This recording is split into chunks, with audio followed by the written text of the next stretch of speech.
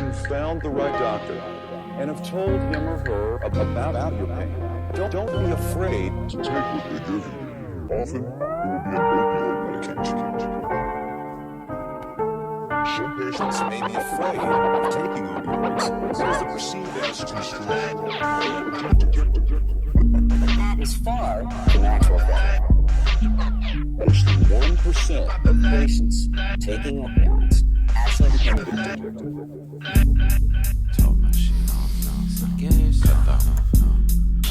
Hey, they're phatic, my mathematics, you can't add up. So tragic, my baggage comes with no backup. Breaking patterns like splitting atoms, it ain't happening. Cycle spins, psychosis wins, the world spins. On my motherfucking dick like a whirlwind.